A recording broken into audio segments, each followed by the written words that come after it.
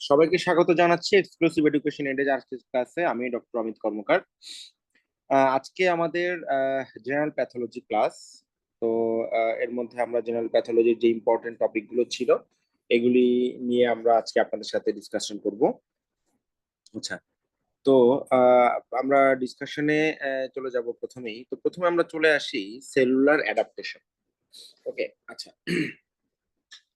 Cellular adaptation বলতে আসলে আমরা কি বুঝি, তাই না? এই জিনিসটা আমরা আগে একটু জাস্ট ডিসকাশন করে নেই। যেটা হচ্ছে যে ধরেন কোনো একটা একটা সেল যখন কোনো একটা ইনজুরিয়াস স্টিমুলাই, সেটা বিভিন্ন গ্রেডের ইনজুরিয়াস স্টিমুলাই হতে পারে, হ্যাঁ।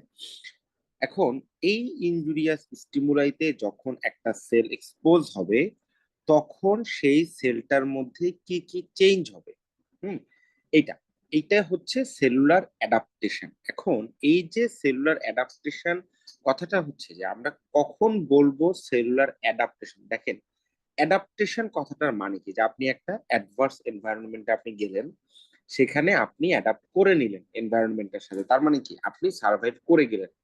ওকে, বাট যদি আপনি সেখানে অ্যাডাপ্ট না করতে পারেন, তাহলে কি আপনার কিন্তু সার্ভাইভালটা পসিবল হবে না, তাই না? তো সেলের ক্ষেত্রেই আলটিমেটলি ব্যাপারটা এরকমই, যে যখন কোনো একটা ইনজুরিয়াস স্টিমুলাই বা এরকম একটা এনভায়রনমেন্টে যখন কোনো পার্সন বা কোনো একটা সেল যখন সার্ভাইভ করে যাবে, তো সার্ভাইভ করতে গেলে ডেফিনেটলি তার মধ্যে কিছুটা চেঞ্জ হবে।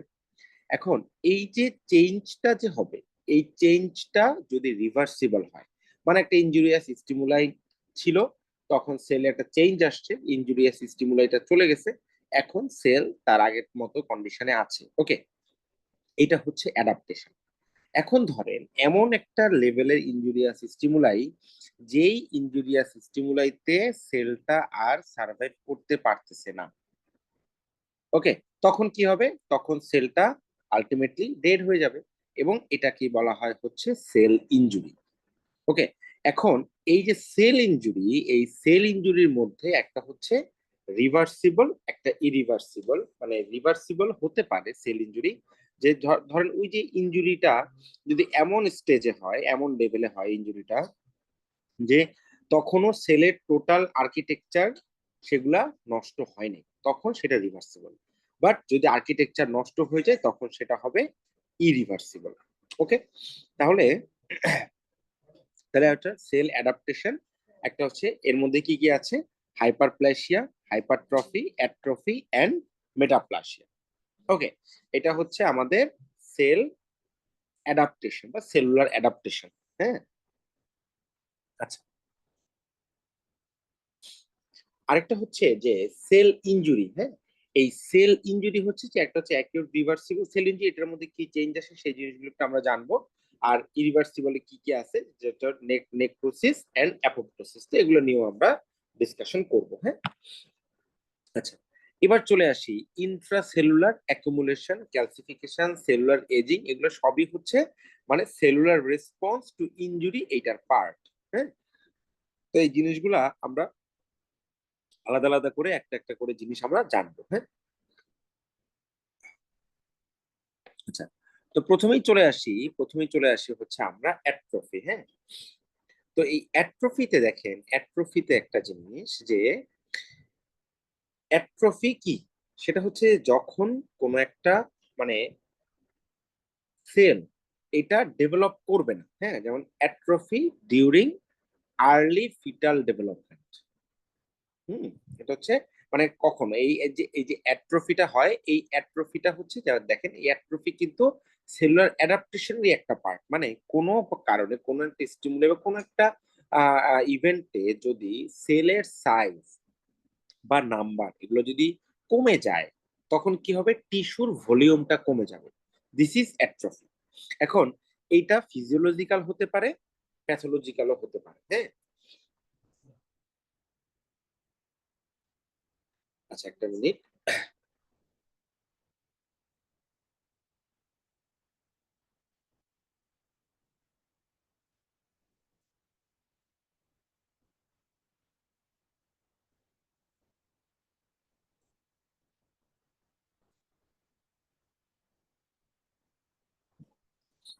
আচ্ছা, এবার এবার আমরা চলে আসি, দেখেন এবার আমরা চলে আসি হচ্ছে এই যে অ্যাট্রফি, প্যাথোলজিক্যাল ফিজিওলজিক্যাল। যেমন ফিজিওলজিক্যাল অ্যাট্রফি যেমন দেখেন অ্যাট্রফি অফ দ্য নোটোকর্ড, তারপর অ্যাট্রফি অফ দ্য থাইরোগ্লসাল ডাক্ট, এগুলো হচ্ছে ফিজিওলজিক্যাল। হ্যাঁ, আর প্যাথোলজিক্যালের মধ্যে যেমন কিছু আছে ডিসইউজ অ্যাট্রফি, কোনো একটা লিম্ব যদি আমরা ইউজ না করি তখন কি হয়, তখন হচ্ছে কিন্তু সেটা ডায়ামিটারটা কিন্তু কমে যায়। হ্যাঁ, লস অফ ইনারভেশন। হ্যাঁ, যেমন পোলিওতে যখন হচ্ছে কোনো এই যে মানে নার্ভে যখন কোনো প্রবলেম হয় তখন কি হয়, তখন কিন্তু সেটা সেই টিস্যুটা কিন্তু সাইজ ভলিউমটা সাইজে কমে যায়। ওকে, তখন এগুলোই কি, এগুলো হচ্ছে অ্যাট্রফি। ওকে, তা আমাদের বেসিক্যালি দরকার হচ্ছে এই যে যেমন হচ্ছে টাইপস কি কি আছে, ফিজিওলজিক্যাল, প্যাথোলজিক্যাল, এগুলো একটু আমাদের জানতে হবে। আচ্ছা, আর এবার চলে আসি আমরা হাইপারট্রফি। তো এগুলো হাইপারট্রফি, হাইপারপ্লাসিয়া, এগুলা খুব একটা আসলে আমাদের জানার দরকার হয় না। মানে এগুলো শুধু আমাদের জানতে হবে যে এগুলার মানে এগুলার হচ্ছে যে এক্সাম্পল গুলো, এই জিনিসগুলো একটু জানতে হবে।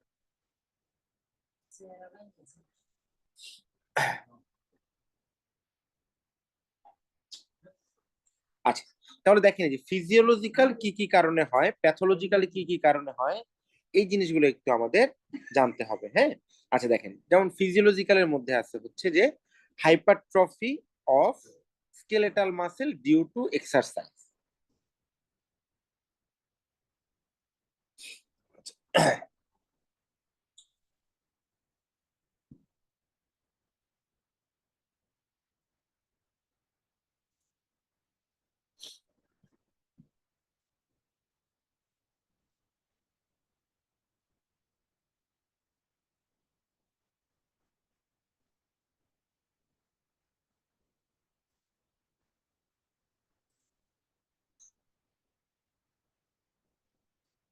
আচ্ছা, তো এবার আমরা চলে আসি যে দেখেন ফিজিওলজিক্যালি হচ্ছে কি যে আলটিমেটলি যে আমরা কোনো এক্সারসাইজের কারণে দেখা যায় আমাদের মাসেল বাল্ক বাড়ে, তাই না? যেমন আমরা যখন এই যে বডি বিল্ডাররা যখন মানে এক্সারসাইজ করে বাইসেপস ট্রাইসেপস, এগুলোতে কি হয়, এগুলো হচ্ছে এই যে মাসেল সেলের সাইজ বাড়ে, তাই না? আচ্ছা, এটা হচ্ছে হাইপারট্রফি। হাইপারট্রফি মানেই হচ্ছে সেলের সাইজ ইনক্রিজ হবে। ওকে, আচ্ছা, আর এরপরে চলে আসি হাইপারপ্লেসিয়া। হাইপারপ্লেসিয়া হচ্ছে সেলের নাম্বার ইনক্রিজ হবে এবং অ্যাজ এ রেজাল্ট টিস্যুর ভলিউম বাড়বে। ওকে, এটাই হচ্ছে কথা। যেমন দেখেন এখন এই যে ফিজিওলজিক্যাল যেমন এক্সারসাইজ বা hypertrophy of pregnant uterus, hypertrophy of breast during lactation, এগুলো। ওকে, আচ্ছা, আর প্যাথোলজিক্যালের মধ্যে যেমন কিছু কিছু থাকবে, যেমন প্যাথোলজিক্যাল কোনো কারণে যেমন হচ্ছে আহ মানে হাইপারট্রফিক কার্ডিয়ামায়োপ্যাথি। হ্যাঁ, যখন হার্টে যখন ওয়ার্কলোড বেড়ে যায় কোন প্যাথোলজিক্যাল কারণে, তখন হচ্ছে কিন্তু কার্ডিয়াক মাসেলে হাইপারট্রফি হয়, এটা হচ্ছে প্যাথোলজিক্যাল। ওকে, আচ্ছা, এবার আমরা চলে আসি দেখেন হচ্ছে হাইপারপ্লেসিয়া। তো হাইপারপ্লেসিয়া তো আমরা বললাম যে সেলের নাম্বার বাড়বে এবং অ্যাজ এ রেজাল্ট অর্গানের সাইজ বাড়বে। হ্যাঁ, এটাই হচ্ছে হাইপারপ্লেসিয়া। ওকে, আচ্ছা, তো এখন আমরা চলে আসি দেখেন এই যে হাইপারট্রফি, ফিজিওলজিক্যাল, প্যাথোলজিক্যাল, এই জিনিসগুলো আমরা পড়লাম। তো এর মধ্যে ইম্পর্টেন্ট ব্যাপার হচ্ছে হাইপারট্রফিতে দেখেন, হাইপারট্রফিতে জিনিসটা কি, এটা হচ্ছে যে এটা হচ্ছে এই যে কোথায় ঘটবে, usually it occurs in non dividing cell. আমাদের বডিতে যে নন ডিভাইডিং সেল আছে এগুলোতে হচ্ছে এই হাইপারট্রফি হবে, যেমন মাসেল সেল। ওকে, এটা। আচ্ছা, এরপরে তো আমরা বললাম ফিজিওলজিক্যাল, প্যাথোলজিক্যাল কোথায় আমরা পাবো, এগুলো তো আমরা বললাম। এবার চলে আসে হাইপারপ্লেসিয়া। ওই যে হাইপারপ্লেসিয়া কি, increase in the number of cell. Okay, আচ্ছা, কোথায় কোথায় হয় হাইপারপ্লেসিয়া, যেমন দেখেন যেখানে হচ্ছে সেল ডিভিশন হয়, হ্যাঁ, এন্ডোমেট্রিয়াম, ব্রেস্ট, প্রস্টেট, এখানে হচ্ছে মাইটোটিক ডিভিশন থাকবে সেলে, তাদের মধ্যে হবে কি হাইপারপ্লেসিয়া। আচ্ছা, এবং এই হাইপারপ্লেসিয়া এটা হচ্ছে এটাও ফিজিওলজিক্যাল এন্ড প্যাথোলজিক্যাল আছে। তো এগুলি আমাদের হচ্ছে মানে ইন ডিটেলস আমাদের জানা দরকার হয় না, আমাদের শুধু জাস্ট জানতে হবে আসলে কোথায় কোন কোন ক্ষেত্রে হয়। হ্যাঁ, যেমন দেখেন যেমন ফিমেল ব্রেস্টে হাইপারট্রফি, হাইপারপ্লেসিয়া দুইটা জিনিসই কিন্তু হয়। এটা কিন্তু একটা ইম্পর্টেন্ট ব্যাপার, মনে রাখতে হবে এই জিনিসটা। হ্যাঁ, আচ্ছা, এবার দেখেন কম্পেনসেটরি হাইপারপ্লেসিয়া। তো কম্পেনসেটরি হাইপারপ্লেসিয়া কি, যেমন ধরেন নেফ্রেক্টমি করা হলো, কোনো একটা পেশেন্টের একটা পাশে নেফ্রেক্টমি করা হলো, ইউনিল্যাটারাল নেফ্রেক্টমি, তখন কি হবে, অপর সাইডের যে কিডনি তার ওয়ার্কলোড বেড়ে যাবে এবং কিডনির এই ওয়ার্কলোড বেড়ে যাওয়ার ফলে তখন কি হলো, তখন তার কিন্তু আলটিমেটলি সেলের মানে সাইজ ইনক্রিজ হবে। তো সেলের সাইজ যখন ইনক্রিজ হবে তখন এটাকে আমরা কি বলি, কম্পেনসেটরি হাইপারপ্লেসিয়া। ওকে, আচ্ছা।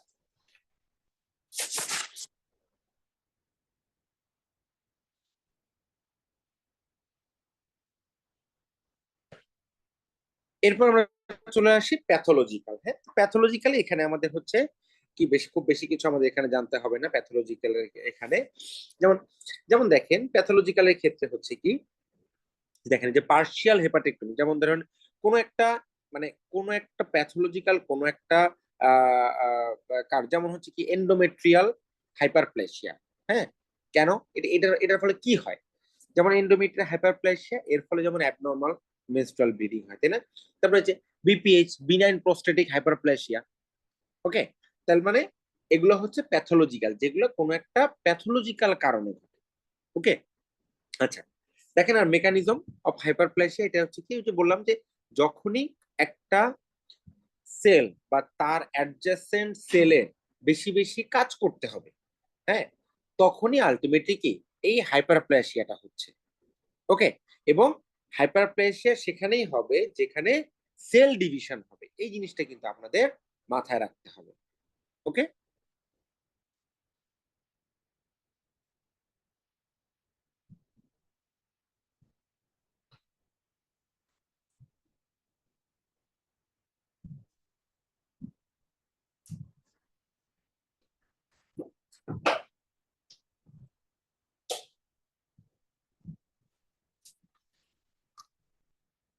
এবার আমরা চলে আসি, মেটাপ্লাসিয়া, যেটা সবচেয়ে বেশি ইম্পর্টেন্ট, সবচেয়ে বেশি ইম্পর্টেন্ট হচ্ছে এই সেলুলার অ্যাডাপ্টেশনে, সেটা হচ্ছে মেটাপ্লাসিয়া। হ্যাঁ, আচ্ছা। তো মেটাপ্লাসিয়ার ব্যাপারটা একটু ভালোভাবে আপনাদেরকে একটু বোঝানোর চেষ্টা করি, আপনারা একটু বোঝার চেষ্টা করবেন। দেখেন, মেটাপ্লাসিয়া মানে হচ্ছে যখন একটা সেল কোনো একটা ইনজুরিয়াস স্টিমুলাইতে অ্যাডাপ্টেশনের জন্য তার টাইপ চেঞ্জ করে ফেলবে। কিরকম, যেমন স্কোয়ামাস সেল সেটা হয়ে গেল কলামনার, কারণ ওই ইনজুরিয়াস স্টিমুলাইতে স্কোয়ামাস সেল সার্ভাইভ করতে পারবে না, তখন সে কি হয়ে গেল, কলামনার টাইপ দিয়ে রিপ্লেস হয়ে গেল। ওকে, এই যে একটা সেল টাইপ থেকে আরেকটা সেল টাইপে রিপ্লেস হয়ে গেল, এইটাকেই বলা হয় মেটাপ্লাসিয়া। ওকে, এখন এই মেটাপ্লাসিয়া যেমন এপিথেলিয়াল মেটাপ্লাসিয়া আছে, হ্যাঁ, columnar to squamous, squamous to columnar connective tissue, এই মেটাপ্লাসিয়া গুলো আছে। হ্যাঁ, আচ্ছা। এবং মোস্ট ইম্পর্টেন্টলি সবচেয়ে ইম্পর্টেন্ট যেটা, সেটা হচ্ছে কি, this is a reversible change. এটাই হচ্ছে ইনফিনিটেস্টার ইনফরমেশন। হ্যাঁ, এটা নিয়েই অনেকে কনফিউশনে থাকে এবং ভুলে যায়, পরীক্ষার সময় ভুল করে, সেটা হচ্ছে মেটাপ্লাসিয়া কি রিভার্সিবল নাকি ইরিভার্সিবল, এটা নিয়েই কিন্তু অনেকে ভুল করে। ওকে, আচ্ছা। এবার আমরা চলে আসি এই যে ক্লিনিক্যাল সিগনিফিকেন্স যেটা, হ্যাঁ, মেটাপ্লাসিয়ার ক্লিনিক্যাল সিগনিফিকেন্স এটা হচ্ছে, যেমন এটা আমাদের একটু ডিসকাশন করি, এর আগে আপনাদেরকে বলেছিলাম মনে হয় অন্য কোনো ক্লাসে। এটা হচ্ছে যেমন ধরেন ব্যারেটস ইসোফেগাস। ওকে, আচ্ছা, ব্যারেটস ইসোফেগাসে কি ঘটে এটা কি আমরা কেউ বলতে পারবো, এনিওয়ান?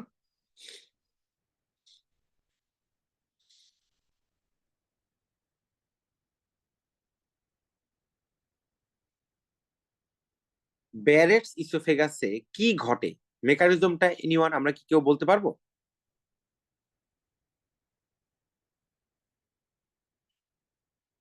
আমাদের এখানে যারা প্রেজেন্ট আছেন, এনিওয়ান?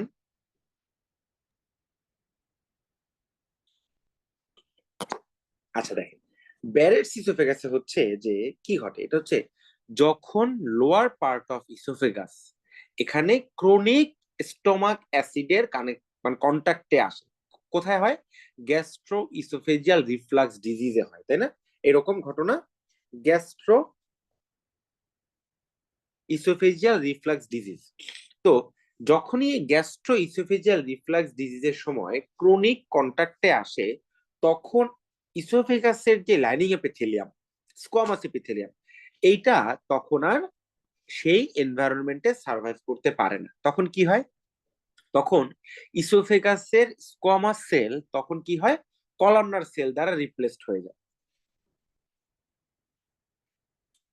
এবং এই যে কলামনার সেল দ্বারা রিপ্লেস হইলো, এবং ওই যে ইসোফেগাসের লোয়ার পার্টটা, সেই জায়গাটা কি হয়, একটু ন্যারোইং হয়ে যায়। হ্যাঁ, এবং কি হয়, ওই যে কলামনার সেল দ্বারা রিপ্লেস হয়, এবং কলামনার সেল থেকে দ্বারা রিপ্লেস হওয়াতে সেটা যদি কন্টিনিউয়াস সেই স্টোমাক অ্যাসিডের মানে কন্টেন্ট মানে কানেকশন কন্টাক্টে থাকে, তখন কি হয়, আলটিমেটলি মেটাপ্লাসিয়া থেকে ডিসপ্লাসিয়া, এবং ডিসপ্লাসিয়া থেকে তখন কিন্তু ম্যালিগনেন্সি হয়ে যায়।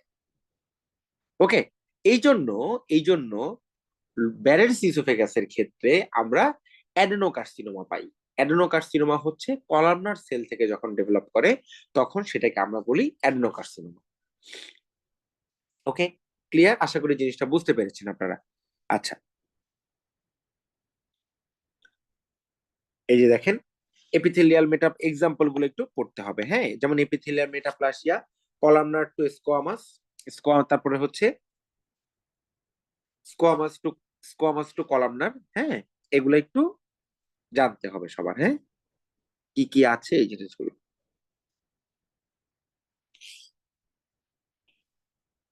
যেমন দেখেন, এই যে হ্যাবিচুয়াল সিগারেট স্মোকার যারা, হ্যাঁ, তাদের হচ্ছে নর্মাল যে সিলিয়েটেড কলামনার এপিথেলিয়াল সেল থাকে ট্রাকিয়াতে, সেটা রিপ্লেসড হয়ে যাবে কি দিয়ে, স্ট্র্যাটিফাইড স্কোয়ামাস এপিথেলিয়াম দিয়ে।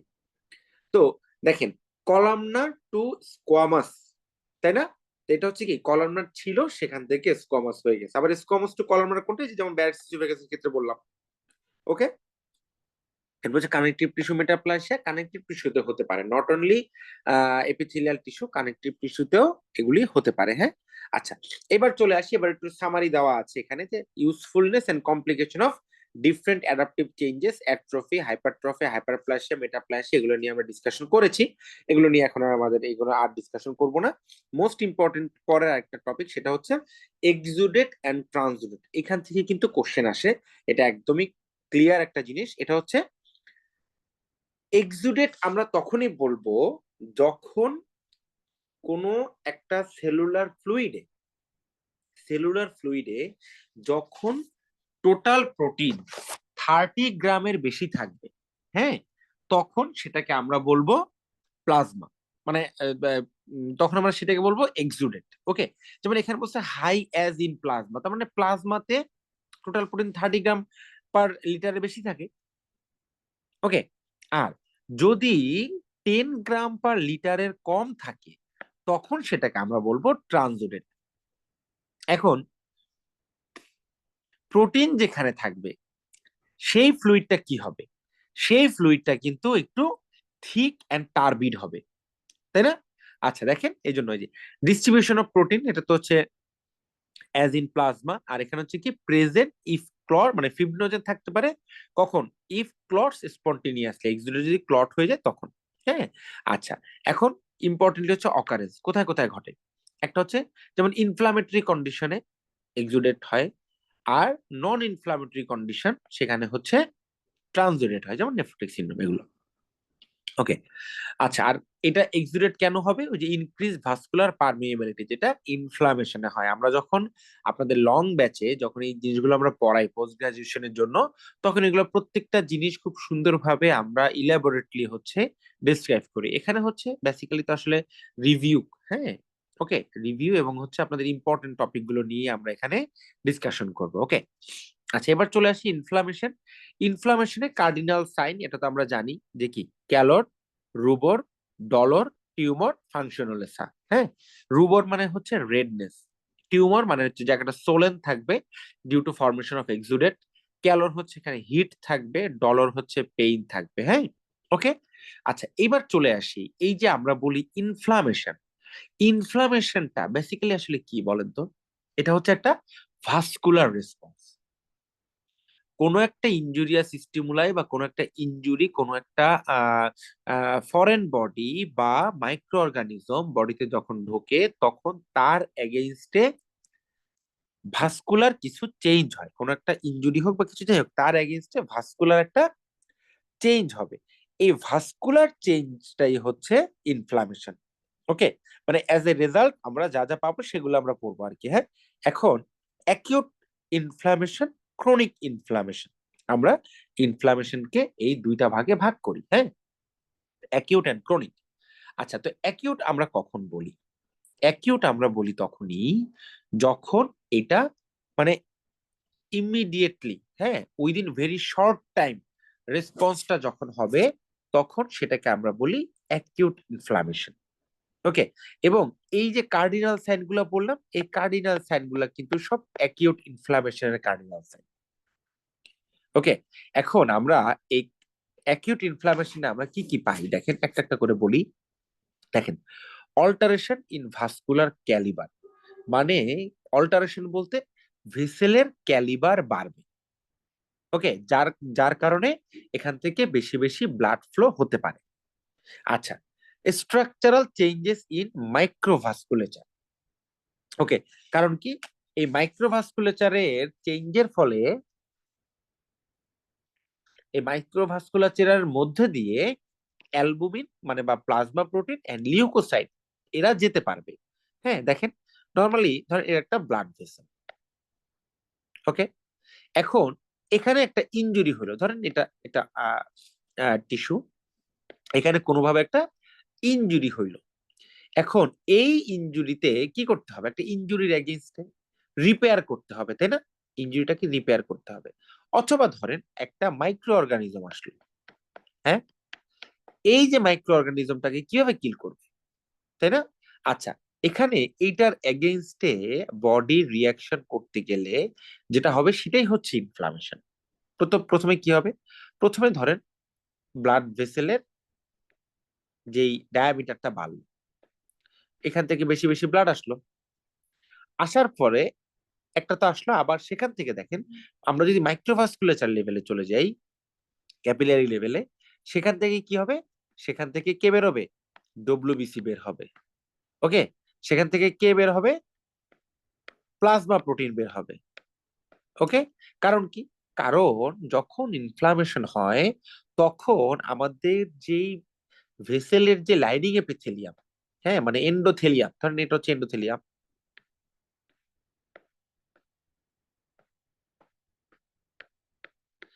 এই এন্ডোথেলিয়াম গুলার মাঝখানে গ্যাপ বাড়ে। হ্যাঁ, গ্যাপ বাড়ে, ধরেন এখানে একটা গ্যাপ তৈরি হয়েছে, এই গ্যাপ দিয়েই কিন্তু ডব্লিউবিসি, তারপর হচ্ছে প্লাজমা প্রোটিন, এগুলা বের হবে। যখনই প্লাজমা প্রোটিন বের হবে, তো প্লাজমা প্রোটিন যেখানে যাবে সেখানে কি করবে, সে ওয়াটার ধরে রাখবে, তাই না? এই যে প্লাজমা প্রোটিন গেল, এখানে ওয়াটার গেল, ডব্লিউবিসি গেল, এই যে এখানে একটা রিয়াকশন হইলো, এখানে যে ফ্লুইড অ্যাকুমুলেশন হইলো, এটাই হচ্ছে এক্সুডেট, এবং এটা কি আমরা কি বলি, পাস বলি। ওকে, বুঝা গেল? আচ্ছা, এবার চলে আসি কি, এই যে emigration of leukocyte from the microcirculation, যেটা আমি বললাম একটু আগে। হ্যাঁ, ওকে, আচ্ছা, এখন এই যে ইনফ্লামেশন, এই ইনফ্লামেশনটা আসলে মানে কেন দরকার? একটা যেমন ধরেন একটা মাইক্রো অর্গানিজম ঢুকছে, এটাকে কিল করতে হবে না, যেমন এটা একটা ইম্পর্টেন্ট। আবার যখন ইনফ্লামেশন হয় টিস্যুতে, তার ফলে কিন্তু কিছু স্কার ফরমেশনও হয় বা ফাইব্রোসিসও হয়।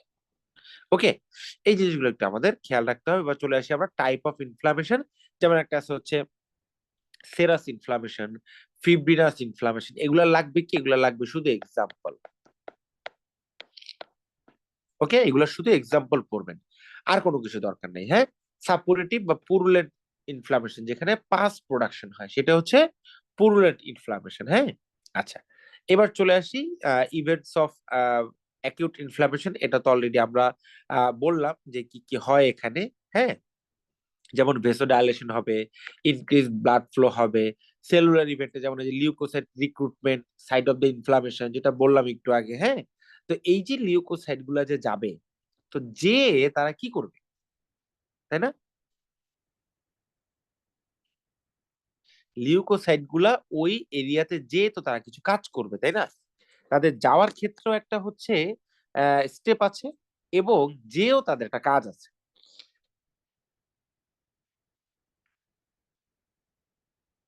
সেই জিনিসটা কি? সেটা হচ্ছে ধরেন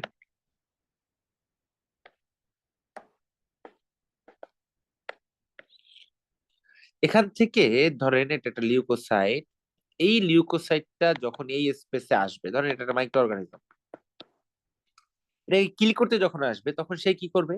সে তো ফ্লোয়িং ব্লাড, তাই না? এই ফ্লোয়িং ব্লাড থেকে সে ফার্স্টে এন্ডোথেলিয়ামের কন্ট্যাক্টে আসবে, তারপরে সে এভাবে সেল থেকে বের হয়ে যাবে, পরে সে আসবে হচ্ছে এখানে। এখানে এসে সে কি করবে? এখানে এসে সে তখন এই যে ধরেন লিউকোসাইট, এখানে এসে সেইটাকে এনগালফ করবে। হ্যাঁ, ওকে, এটাকে সে এনগালফ করবে এবং ফ্যাগোসাইট হয়ে যাবে, সেখান থেকে আলটিমেটলি কিল করে ফেলবে। এটাই হচ্ছে আলটিমেটলি সেলুলার ইভেন্ট। হ্যাঁ, ওকে। এখন এই যে অ্যাকিউট ইনফ্লামেশন, এই যে অ্যাকিউট ইনফ্লামেশনে এটার যে আউটকাম, তো আউটকাম আসলে এখানে আমাদের এরকম ভাবে আউটকামের কোনো কিছুই যেগুলো নাই, এগুলো আমাদের এত কিছু দরকারও নেই, যে ইনক্রিজ ভাস্কুলার পারমিয়াবিলিটি কিছু, এগুলি এত কিছু আসলে আমাদের দরকার হয় না। হ্যাঁ, আমাদের একটু দরকার, আমাদের যেগুলি জানতে হবে সেটা হচ্ছে কেমো অ্যাট্রাক্টেন্ট। এই জিনিসটা কি এটা একটু জানতে হবে। হ্যাঁ, কেমো অ্যাট্রাক্টেন্ট, দেখেন। আচ্ছা, কেমোট্যাক্সিস এই কথাটার কথা একটু জানি। দেখেন, এই যে আমরা একটু আগে বললাম যে কোনো একটা ইনজুরি সাইটে বা কোনো একটা মাইক্রো অর্গানিজমকে কিল করতে লিউকোসাইট যে যায় ওই এরিয়াতে, এই ঘটনাটাকেই বলা হয় হচ্ছে কেমোট্যাক্সিস, মানে emigration of leukocyte. This is chemotaxis. Okay, এখন এই কেমোট্যাক্সিসটা কখন হবে, মানে একটা লিউকোসাইট কখন যাবে? অবশ্যই তাকে কেউ অ্যাট্রাক্ট করবে, এদেরকে বলা হয় কেমো অ্যাট্রাক্টেড। কারা কারা? যেমন এক্সোজেনাস, এটা হচ্ছে ব্যাকটেরিয়াল প্রোডাক্ট। এন্ডোজেনাস যেমন সাইটোকাইন, তারপরে complement system, arachidonic acid metabolites, এরা হচ্ছে কেমো অ্যাট্রাক্টেন্টস। ওকে, আচ্ছা। তো এবার আমরা চলে আসি ফ্যাগোসাইটোসিস। ফ্যাগোসাইটোসিসের জাস্ট তিনটে স্টেপের নাম আমরা জানবো, কি কি করে। দেখেন, তো যখনই একটা ধরেন এটা একটা হচ্ছে লিউকোসাইট, এটা একটা মাইক্রো অর্গানিজম। হ্যাঁ, তো এই লিউকোসাইটটা যখনই এই মাইক্রো অর্গানিজমটাকে ফ্যাগোসাইটোসিস করতে নিবে, অবশ্যই তাকে চিনতে হবে। তো ফার্স্টে সে চিনলো, চেনার পরে কি হবে? চেনার পরে এই মাইক্রো অর্গানিজমটার সাথে সে অ্যাটাচড হলো। ওকে, মাইক্রো অর্গানিজমটার সাথে সে অ্যাটাচড হলো। অ্যাটাচড হওয়ার পরে, অ্যাটাচড হওয়ার পরে কি হবে? অ্যাটাচড হওয়ার পরে তখন সে এরকম ফ্যাগোসোমের জন্য সে এরকম অ্যামিবয়েড প্রসেস তৈরি করবে। করার পরে সে আস্তে আস্তে কি পুরোটাকে এনগালফ করে ফেলবে। করে তখন সেলের মধ্যে যে লাইসোজোম গুলা ছিল, এই লাইসোজোম গুলা এই ফ্যাগোসোমের মেমব্রেনের সাথে ফিউশন হয়ে যাবে। ফিউজড হয়ে তখন এই লাইসোজোমাল এনজাইম এসে এটাকে ডিস্ট্রাকশন করবে। ওকে, এটাই হচ্ছে আমাদের ফ্যাগোসাইটোসিসের স্টেপ।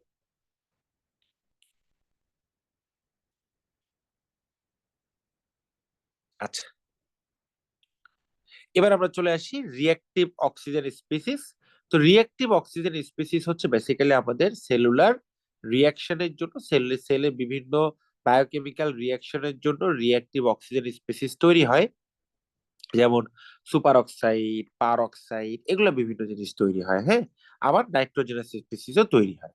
ওকে, আচ্ছা। তো এখন এগুলোর ক্ষেত্রে আমাদের একটু জানতে হয় যে এরা আসলে কি করে। এরা হচ্ছে সেল ডিস্ট্রাকশন করে, হ্যাঁ, সেলুলার এজিং করে এরা। ওকে, এটা একটু আমাদের জানতে হবে।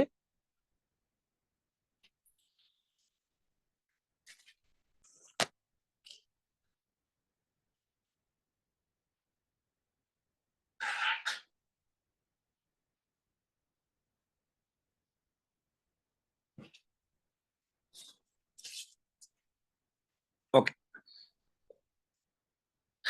দেখেন এখানে হচ্ছে যেমন হাইপোক্লোরাইড। হ্যাঁ, এটা কি? এটা একটা পোটেন্ট অ্যান্টিমাইক্রোবিয়াল এজেন্ট, তাই না? That ডিস্ট্রয়স microbes. ওকে, আচ্ছা।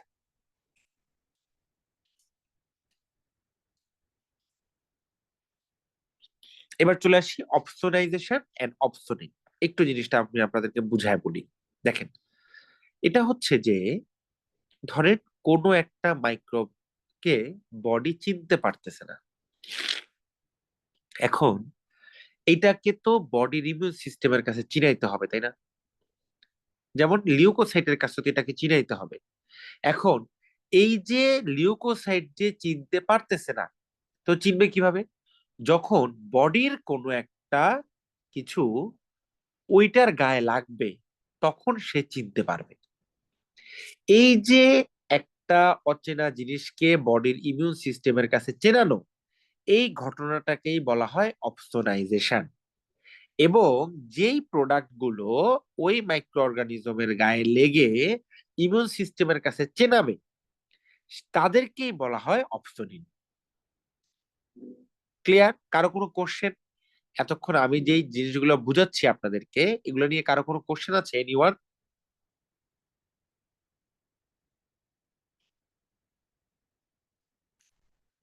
যদি কারো কোনো কোশ্চেন থাকে তাহলে আপনারা কোশ্চেন করবেন। ওকে, আচ্ছা। তাহলে দেখেন এই অপশনের কারা কারা। যেমন FC fragment of immunoglobulin G, component of complement system, lectin. Okay, আচ্ছা। এবার আমরা চলে আসি হলমার্ক অফ ক্রনিক ইনফ্লামেশন। দেখেন, তো ক্রনিক ইনফ্লামেশন ব্যাপারে একটু বলি। দেখেন, ক্রনিক ইনফ্লামেশনের ক্ষেত্রে কথা হচ্ছে যে ক্রনিক ইনফ্লামেশন কখন হবে। হ্যাঁ, দেখেন জিনিসটা একটু বলি। একটা জিনিস ধরেন মাইক্রোব্যাকটেরিয়াম টিবি। ওকে, মাইক্রোব্যাকটেরিয়াম টিউবারকুলোসিস আসলো, এটাকে ফার্স্টে কিল করতে কে আসবে? নিউট্রোফিল। তো কিল করতে পারতেছে না। ওকে, তারা ডেড হয়ে গেল। ওকে, তারা ডেড হয়ে গেল। এরপরে কে আসলো? ম্যাক্রোফেজ। ওকে, এখন এই ম্যাক্রোফেজ যখন আসবে, ম্যাক্রোফেজও তাকে কিল করতে পারতেছে না। তো একটা ম্যাক্রোফেজ কিল করতে পারতেছে না, তারা দুইটা ম্যাক্রোফেজ একসাথে মিশে গেল। ওকে, যখনই দুইটা ম্যাক্রোফেজ একসাথে মিশে যাবে, তখন এটাকে বলা হয় এপিথেলিয়েড সেল। ওকে, তখন এটাকে বলা হয় এপিথেলিয়েড সেল। তো এই যে মাইক্রো অর্গানিজম বা এটার চারপাশে যে এপিথেলিয়েড সেল থাকবে, এবং আরো কি থাকবে? প্লাজমা সেল থাকবে, মানে বি সেলও এখানে আসবে। ওকে, তো এই যে বি সেল বা প্লাজমা সেল আসবে এখানে, তারপরে হচ্ছে এই যে এপিথেলিয়েড সেল থাকবে। হ্যাঁ, এই যে একই সাথে তার মানে কি এখানে ফার্স্টে একই সাথে হচ্ছে আমাদের অ্যাকিউট ইনফ্লামেশন তো প্রথমে থাকবে, কিন্তু যখন অ্যাকিউট ইনফ্লামেশন চলতে চলতে লং টাইম ধরে চলবে, তখন সেটা ক্রনিকের টার্ন নিবে, তাই না? এবং এই ক্রনিকে একই সাথে রিপেয়ারও হবে এবং একই সাথে ইনফ্লামেশনও হবে। এই দুইটা কাজ একসাথে ঘটে ক্রনিক ইনফ্লামেশনে, মানে টিস্যু ইনজুরি এবং রিপেয়ার একই সাথে হবে। বুঝা গেল? তো কি কি থাকবে? এই দেখেন, hallmark of chronic inflammation, tissue destruction. আচ্ছা, সেল কি কি থাকবে? Macrophage, plasma cell, lymphocyte. Okay, এই যে ক্রনিক ইনফ্লামেশন, অ্যাক্টিভেটেড ম্যাক্রোফেজ, এই যে বললাম একটা ম্যাক্রোফেজ অ্যাক্টিভেট হবে, তারপরে দুইটা একসাথে লেগে যাবে, এটাকে বলা হয় এপিথেলিয়েড সেল। হ্যাঁ, আচ্ছা, কোথায় কোথায় ক্রনিক ইনফ্লামেশন, এগুলো এক্সাম্পল গুলো পড়লে আমরা পারবো। আচ্ছা, এই যে আর হচ্ছে আমাদের এখানে আর খুব বেশি কিছু এখানে এত কিছু জানা দরকার নাই।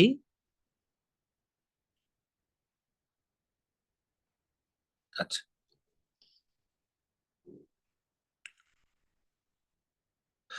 ওকে, আচ্ছা। হলমার্ক অফ এটা তো আমরা বললাম। কম্পোজিশন অফ পাস কি কি থাকে? Dead and dying leukocyte, tissue debris থাকবে, এক্সুডেট থাকবে, লিভিং অর ডেড অর্গানিজম থাকবে। ওকে, এগুলো এতটুকু জানলেই হবে, এর বেশি কিছু জানা দরকার নাই। অপশন নিন, এগুলো তো আমরা পড়ছি অলরেডি। তারপরে হচ্ছে, আচ্ছা, ফাংশন অফ কেমিক্যাল মেডিয়েটরস, এই জিনিসটা কিন্তু খুব ইম্পর্টেন্ট। এটা কিন্তু পরীক্ষায় আসে এগুলো থেকে। হ্যাঁ, এমসিকিউ এগুলো কিন্তু আসে পরীক্ষায়। হ্যাঁ, দেখেন কি কি আসে। যেমন যেমন ভেসোডাইলেশন কারা কারা করবে, ইনক্রিজ ভাস্কুলার পারমি, এগুলো মুখস্থ করতে হবে। এগুলো একটু আপনাদের কষ্ট করে মুখস্থ করতে হবে। এই আরেকটা কেমিক্যাল মেডিয়েটরস অফ ইনফ্লামেশন, খুবই খুবই খুবই ইম্পর্টেন্ট। হ্যাঁ, কিছু আছে যে প্রিফর্মড মেডিয়েটর, কিছু আছে নিউলি সিনথেসাইজড মেডিয়েটর। হ্যাঁ, এগুলো একটু মনে রাখতে হবে কিন্তু প্রত্যেকের। হ্যাঁ, আচ্ছা, এরপর চলে আসি হিস্টামিন। হিস্টামিনের ক্ষেত্রে হিস্টামিন ওই যে ওই বক্স গুলো পড়লেই হিস্টামিনের ফাংশন জেনে যাবেন। ভেসোডাইলেশন, ইনক্রিজ ভাস্কুলার পারমিয়েবিলিটি এগুলা করে থাকে। হ্যাঁ,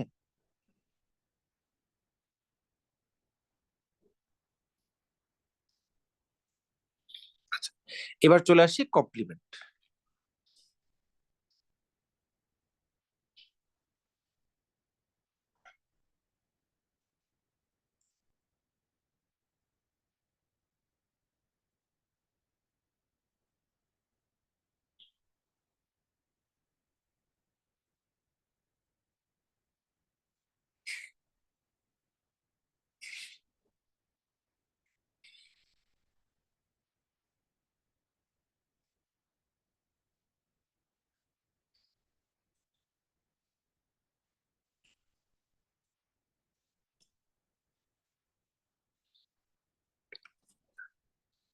আচ্ছা, তো কমপ্লিমেন্টের ব্যাপারে একটু বলি আপনাদেরকে। সেটা হচ্ছে জিনিসটা কি, কমপ্লিমেন্ট হচ্ছে যে কিছু প্লাজমা প্রোটিন যারা ইনঅ্যাক্টিভেট অবস্থায় ব্লাডে থাকে, তো তাদেরকে যখন দরকার হবে কোনো একটা ইনফ্লামেটরি কন্ডিশনে, তখন তারা অ্যাক্টিভেট হয়। ওকে, তো এই কমপ্লিমেন্ট গুলা এরা আসলে কি কাজ করে এবং এরা যে অ্যাক্টিভেট হবে, এই তাদের অ্যাক্টিভেট হওয়ার কিছু পাথওয়ে আছে, এগুলি আমাদের ইন ডিটেল জানার দরকার হয় না। তো এরা অ্যাক্টিভেট হয়ে কি করবে আসলে, তাই না? দেখেন, এরা অ্যাক্টিভেট হয়ে এরা অ্যানাফাইলোটক্সিন হিসেবে কাজ করবে, মানে এরা হিস্টামিন রিলিজ করবে মাস্ট সেল থেকে। এরা সেল লাইসিস করবে, এরা অপসোনাইজেশন করবে, এরা কেমোট্যাক্সিস করে, এরা অ্যান্টিবডি প্রোডাকশন করে। এটা হচ্ছে কমপ্লিমেন্টের কাজ। ওকে,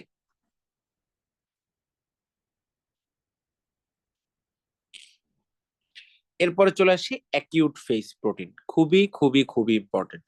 অ্যাকিউট অ্যাকিউট ফেজ প্রোটিন হচ্ছে যে, ধরেন ইনফ্লামেটরি কন্ডিশনে বা কোনো একটা ইনফ্লামেশন হলে বডিতে, তার জন্য বডিতে কিছু রেসপন্স হয়। ওকে, এই রেসপন্সটা এই রেসপন্সটা কি হয়, যেমন লিভার থেকে বেশ কিছু প্রোডাক্ট তখন তৈরি হয়, যাদেরকে আমরা বলি অ্যাকিউট ফেজ রিঅ্যাক্টেন্ট বা অ্যাকিউট ফেজ প্রোটিন। বেসিক্যালি এরা প্রোটিন, এই জন্য আমরা বলি অ্যাকিউট ফেজ প্রোটিন।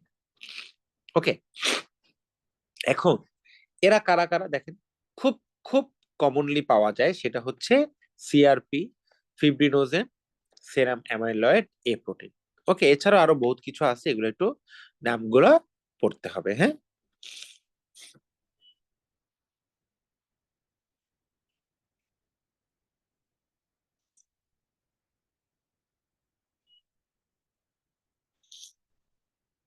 এরপর চলে আসছে গ্র্যানুলোমেটাস ডিজিজ।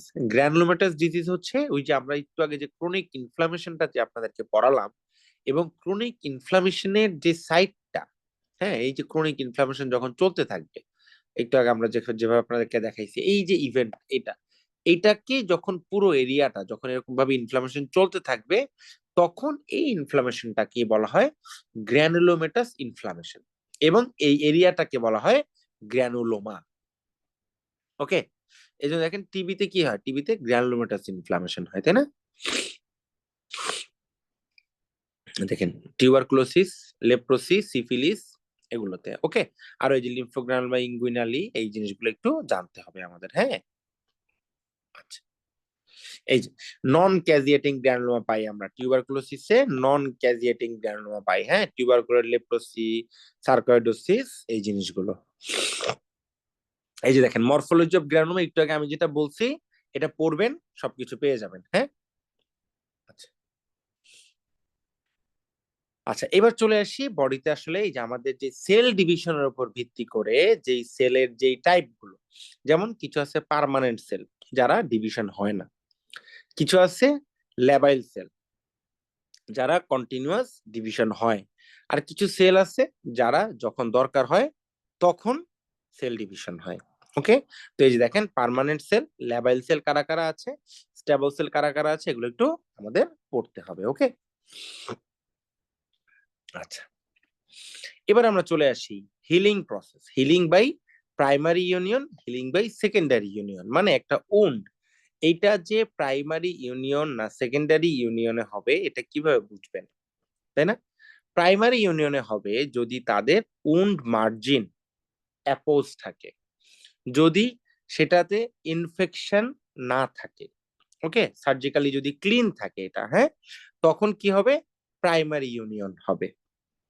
আর সেকেন্ডারি ইউনিয়নে কি হবে, সেখানে গ্রানুলেশন টিস্যু ফরমেশন হবে ওই গ্যাপটা ফিল করার জন্য, এবং একটা ব্যাড স্কার হবে সেখানে সেকেন্ডারি ইউনিয়নের জন্য। ক্লিয়ার? ওকে, আচ্ছা, এবার চলে আসি আমরা গ্রানুলেশন টিস্যু। একটু আগে যে বললাম যে সেকেন্ডারি হিলিং হতে হলে গ্রানুলেশন টিস্যু ফরমেশন হবে, তো গ্রানুলেশন টিস্যুতে আসলে কি থাকে, তাই না? দেখেন, এই গ্রানুলেশন টিস্যু ক্যারেক্টারিস্টিক্স হচ্ছে এই টিস্যুতে pink soft granular appearance of cells থাকবে। ওকে, এই জন্য এটাকে বলে গ্র্যানুলেশন টিস্যু। আচ্ছা, কি হবে, ব্লিডস অন টাচ, হ্যাঁ, এবং এটা ইনসেন্সিবল, কারণ কি এখানে নার্ভ সাপ্লাই থাকে না। Okay, resistant to infection as monocyte form a coat on the surface. Okay, আচ্ছা, এই যে factors hampering granulation tissue formation, steroid, protein starvation, vitamin C deficiency, মানে আলটিমেটলি একটা উন্ড হিলিং ডিলে করবে। এটাই হচ্ছে গ্রানুলেশন টিস্যু ফরমেশনে হ্যাম্পার করবে, মানে উন্ড হিলিং ডিলে করবে এরা। এই যে দেখেন, factors influencing wound healing. Okay, আচ্ছা, এই যে wound healing is enhance by, এই জন্য আমরা হচ্ছে এই মানে vitamin C, A, C, zinc এগুলো আমরা দিয়ে থাকি।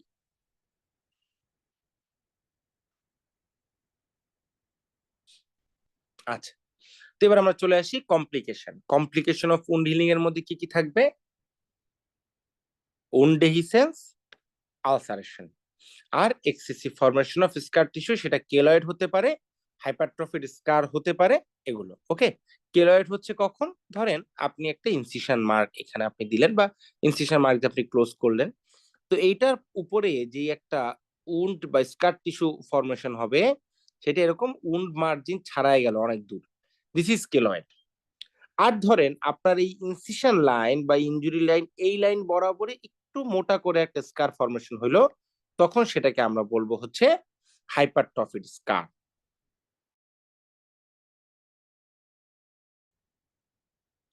আচ্ছা,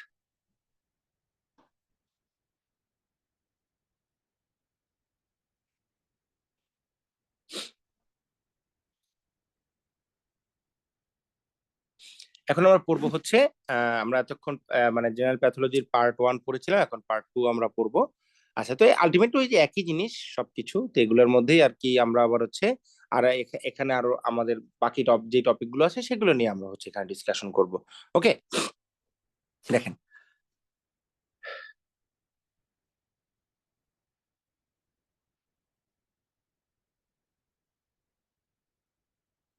আচ্ছা, ওকে,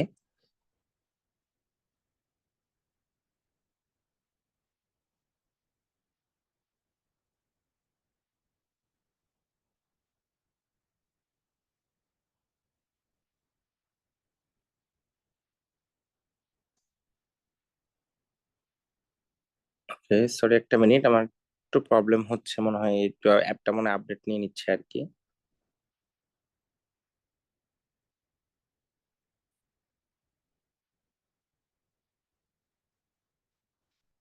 আচ্ছা, আমাদের সাথে হচ্ছে ডক্টর মারিয়া আপু প্রেজেন্ট আছেন। আপু, এই যে এতক্ষণ আমরা যতটুকু পড়ালাম, এটা নিয়ে কোনো কোশ্চেন আছে কোনো টপিকে? আমি কি সব বুঝাতে পেরেছি যতটুকু ডিসকাশন করেছি?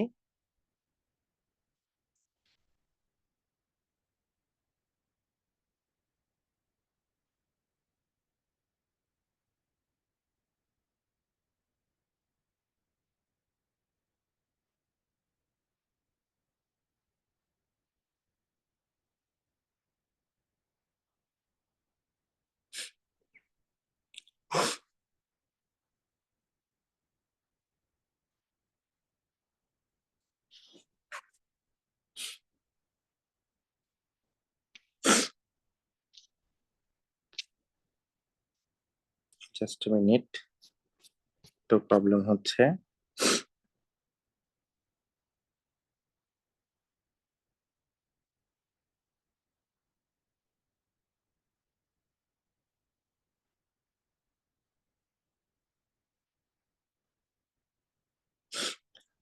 না আপু, হচ্ছে ফ্যাগোসাইটোসিস আসলে ডিটেলস পড়া দরকার নাই। হ্যাঁ, তো ফ্যাগোসাইটোসিসে আমি যতটুকু বলেছি এই জিনিসটা একটু মাথায় রাখবেন, আর স্টেপস গুলো পড়লেই হবে। হ্যাঁ, এর বেশি কিছু আসলে এই পরীক্ষার জন্য দরকার নাই। ওকে, আচ্ছা আমি একটু স্ক্রিনটা একটু শেয়ারটা অফ করে আমি একটু আবার আসছি।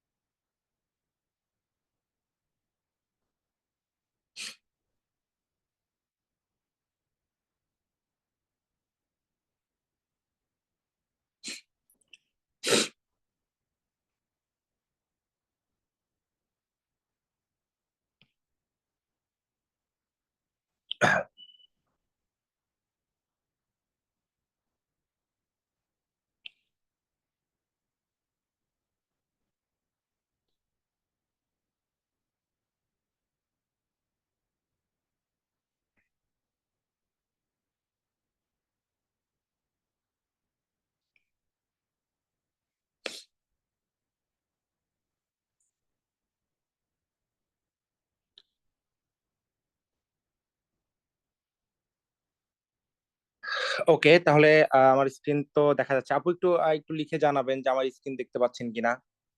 একটু লিখে জানাবেন প্লিজ চ্যাট বক্সে। আমার স্ক্রিন এবার দেখতে পাচ্ছেন?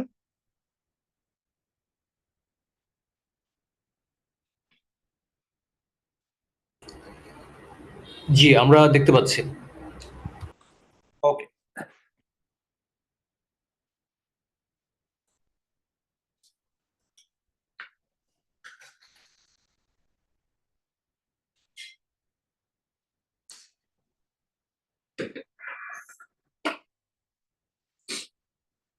তো এবার আমরা চলে আসি সেল ইনজুরিতে। হ্যাঁ, তো একটু আগে যে আমরা বলেছিলাম, আমরা পড়েছিলাম সেল অ্যাডাপ্টেশন এন্ড ইনফ্লামেশন, ওগুলো আমরা ডিসকাশন করেছি। তো সেল ইনজুরিতে যেটা বলেছিলাম প্রথমে ইন্ট্রোডাকশনের ক্ষেত্রে, যে সেল ইনজুরিতে যে ইনজুরিয়াস স্টিমুলাই, সেটাতে যদি খুব বেশি ইনজুরিয়াস স্টিমুলাইতে যদি, মানে সেল ইনজুরি বা ইনজুরিয়াস স্টিমুলাইতে যদি সেলের আর্কিটেকচারাল প্যাটার্ন চেঞ্জ না হয়, তাহলে সেটা হচ্ছে রিভার্সিবল। আর যদি চেঞ্জ হয়ে যায়, তখন হচ্ছে আলটিমেটলি সেলের আর্কিটেকচার থাকা না থাকা মানে সেল ডেড, তখন সেটা হচ্ছে ইরিভার্সিবল। তো এগুলোর ক্যারেক্টারিস্টিক্স গুলো আমরা এখন জানবো। তো প্রথমে চলে আসি সেল ইনজুরিতে হচ্ছে কি কি থাকবে দেখেন। একটা হচ্ছে reversible sell injury, irreversible sell injury. তো রিভার্সিবলের মধ্যে থাকবে সেলুলার সোয়েলিং, ফ্যাটি চেঞ্জ। ইরিভার্সিবলের মধ্যে থাকবে হচ্ছে নেক্রোসিস এন্ড অ্যাপোপ্টোসিস। ওকে, আচ্ছা ওই যে বললাম কজ অফ সেল ইনজুরি, মানে একটু আগে যে আমরা বললাম যে injurious stimuli. So what are the injurious stimuli, তাই না? আচ্ছা, এরাই হচ্ছে যে oxygen deprivation, physical agent, chemical agent, immunological reaction, এগুলো হচ্ছে সেই ইনজুরিয়াস স্টিমুলাই। ওকে, এই যে ক্যারেক্টারিস্টিক্স গুলো, এগুলো খুব ইম্পর্টেন্ট, মানে খুব ইম্পর্টেন্ট বলতে খুবই খুবই খুবই ইম্পর্টেন্ট কিন্তু। হ্যাঁ, দেখেন, যেমন হচ্ছে এই যে হলমার্ক যেগুলি আছে, যে একটা রিভার্সিবল সেল ইনজুরিতে কি কি চেঞ্জ থাকবে। একটা হচ্ছে দেখেন, এটিপি ডিপ্লেশন, সেলুলার সোয়েলিং থাকবে। ওকে, এবং এখানে কি হবে যে রিডিউসড অক্সিডেটিভ ফসফোরাইলেশন থাকবে। ক্লিয়ার? আচ্ছা, আর ইরিভার্সিবলে কি থাকবে? এই যে ইরিভার্সিবলে হচ্ছে irreversible damage of cell membrane, mitochondria, nucleus. এই তিনটা জিনিস যদি ডিস্ট্রাকশন হয়, তাহলে কি একটা সেল আর বাঁচতে পারে বলেন? কোনোভাবেই সম্ভব না, তাই না? আচ্ছা, তো এবার আমরা চলে আসি দেখেন মেকানিজম অফ সেল ইনজুরি। তো এই যে সেল ইনজুরির মেকানিজমের ক্ষেত্রে এগুলো ইন ডিটেলস মেকানিজম, আমাদের এগুলো এত কিছু দরকার নাই। আমরা যেই জিনিসগুলো পড়েছি যে কোনটা কোনটা কি হয়, এতটুকু জানলেই হবে। হ্যাঁ, এর বেশি কিছু আমাদের আসলে দরকার হয় না। তো আলটিমেটলি কি হবে, আলটিমেটলি যেমন ওই যে ডিপ্লেশন অফ এটিপি, হ্যাঁ এটা একটু পড়বেন যে মেকানিজম অফ সেল ইনজুরি কি কি আছে, মাইটোকন্ড্রিয়াল ড্যামেজ। হ্যাঁ, এবং এই যে একটা সেল মেমব্রেন যখন ডিস্ট্রাকশন হবে, হইতে গেলে তখন কি হবে, সেলের মধ্যে ক্যালসিয়াম ঢুকবে। এই ক্যালসিয়াম ঢুকেই তখন সে মেমব্রেনটাকে ডিগ্রেডেশন করবে। ওকে, এতটুকু জানলেই হবে, এর বেশি কিছু আমাদের আসলে মানে এত ইন ডিটেলস এত কিছু আসলে জানার আমাদের দরকার নেই। হ্যাঁ, তো আপনারা জাস্ট মানে এগুলো পরীক্ষা ওইভাবে যে খুব বেশি কিছু আসে তা না, আপনারা জাস্ট যদি একটু মানে রিডিং পড়ে যদি জাস্ট একটু বুঝতে চান তাহলে আপনার এই জিনিসগুলো একটু বুঝলেই হবে। হ্যাঁ, এর বেশি কিছু এখানে দরকার হয় না। আচ্ছা, এরপরে আমরা চলে আসি, দেখেন এই যে আমাদের sequence of events in ischaemic injury আর mechanism of hypoxic cell injury, মানে কি হয় দেখেন, একটা সেল ইনজুরির ক্ষেত্রে ফার্স্টে হচ্ছে কি হবে, ইসকেমিয়া যদি হয় মানে সেখানে ব্লাড যেতে পারছে না, সেখান থেকে কি হবে, মাইটোকন্ড্রিয়াতে যে অক্সিডেটিভ ফসফোরিলেশন হয় সেটা কমে যাবে, যার ফলে এটিপি প্রোডাকশন হবে না। তো এটিপি প্রোডাকশন না হলে কি প্রবলেম হবে, এটা হচ্ছে ইম্পর্টেন্ট। দেখেন, এটিপি প্রোডাকশন কমে গেলে সোডিয়াম পটাশিয়াম পাম্প কাজ করবে না, অ্যানারোবিক গ্লাইকোলাইসিস হবে এন্ড রাইবোজোম ডিটাচমেন্ট হবে। অ্যাজ এ রেজাল্ট আমরা কি পাবো, endoplasmic reticulum swelling, cell swelling, loss of microvilli and formation of blebs. আর হচ্ছে কি থাকবে, ক্রোমোজোমাল ক্ল্যাম্পিং থাকবে, মানে ক্লাম্পিং অফ নিউক্লিয়ার ক্রোমাটিন, আর ডিটাচমেন্ট অফ রাইবোজোম। এখানে হচ্ছে কি হবে, এর ফলে as a result protein synthesis কমে যাবে। ওকে, তো এইগুলাই হচ্ছে আমাদের এই যে একটা হাইপোক্সিক সেল ইনজুরি বা ইসকেমিক ইনজুরি বা রিভার্সিবল সেল ইনজুরিতে এই চেঞ্জ গুলা হয়। বোঝা গেল? আচ্ছা, তো এখানে আসলে এখানে আর ডিটেলস আসলে আমাদের এত কিছু এগুলো দরকার নেই, এতটুকু জানলেই হবে যেটা আমরা বললাম। মানে আমরা যতটুকু হাইলাইট করে দিচ্ছি এগুলো যদি ভালো করে পড়েন তাহলে হবে। এই যে এখান থেকে দরকার, এই যে দেখেন, morphological changes in reversible sell injury. Gross change কি হবে সেলে, ফার্স্টে সেলটা সোয়েলিং হবে, তাই না, এবং সেখান থেকে কি প্যালর হবে, ইনক্রিজ টার্গার।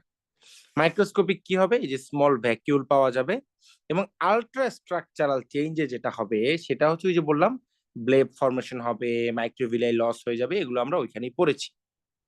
আচ্ছা, এবার হচ্ছে reperfusion injury, ischaemic reperfusion injury, এই জিনিসটা আমি আপনাদেরকে একটু বলে দিই। দেখেন, ধরেন এখানে এটা একটা ব্লাড ভেসেল, এখানে সেল আছে কিছু, তারা এখান থেকে সাপ্লাই পায়।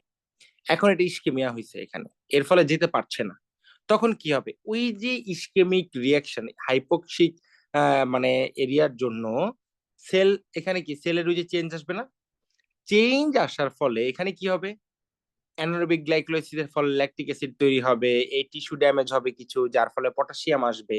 এই যে কেমিক্যাল গুলো যে এখানে জমা হবে, আপনি যখন এই ক্লটটা সরায় ফেলবেন কোনোভাবে, মানে এখান থেকে ইজিলি ব্লাড যাচ্ছে, তখন এই ইজিলি মানে যখন ব্লাডটা যেতে শুরু করবে, তখন এখানে যেই যে কেমিক্যাল মানে মানে জমছিল যে জিনিসগুলা, যেগুলো আমাদের জন্য হচ্ছে মানে এই যে জিনিসগুলো হচ্ছে এখানে আলটিমেটলি একটা হার্মফুল এজেন্ট এরা। হ্যাঁ, তো এরা কি করবে, এরা তখন এই ব্লাড ফ্লো এস্টাবলিশ হওয়াতে এরা তখন ব্লাড লেভেলে চলে আসবে, চলে এসে তখন তারা সিস্টেমিক কিছু ম্যানিফেস্টেশন করবে। এটাই হচ্ছে ইসকেমিক রিপারফিউশন ইনজুরি। ক্লিয়ার? আচ্ছা, এবার হচ্ছে ফ্রি রেডিকেল আমরা পড়বো। একটু আগে আমরা ফ্রি রেডিকেলের ব্যাপারে বলেছিলাম যে সেলুলার কিছু রিয়াকশনের ফলে ফ্রি রেডিকেল তৈরি হয়। ফ্রি রেডিকেল আমরা তাদেরকেই বলবো যাদের সিঙ্গেল আনপেয়ার্ড ইলেকট্রন থাকে আউটার অরবিটে। ওকে, তাদেরকে আমরা বলি ফ্রি রেডিকেল। কারা কারা আছে, যেমন অক্সিজেন ডিরাইভড আছে, সুপার অক্সাইড, তারপর হচ্ছে এই যে মানে হাইড্রোজেন পার অক্সাইড, হ্যাঁ, হাইড্রোক্সিল, এগুলো। তারপর হচ্ছে কার্বন ডিরাইভ, নাইট্রোজেন ডিরাইভ, এগুলো সবগুলাই আছে আমাদের জন্য। আরেকটা জিনিস যেটা খুব ইম্পর্টেন্ট, খুবই খুবই খুবই ইম্পর্টেন্ট, সেটা হচ্ছে দেখেন, এই যে এরা যে মানে এই ফ্রি রেডিকেল যে ইনজুরি করে, কি কি ইনজুরি করে দেখেন, এটা হচ্ছে lipid peroxidation of membrane, oxidative modification of protein and lesion in the DNA. Ultimately as a result কি হবে, সেল ইনজুরি হবে। বুঝতে পারছেন? এই যে তিনটা মেকানিজম, এই তিনটা মেকানিজমের ফলে আলটিমেটলি সেল ইনজুরি হবে। হ্যাঁ, ওকে, তো এবার আমরা চলে আসি ইরিভার্সিবল সেল ইনজুরিতে।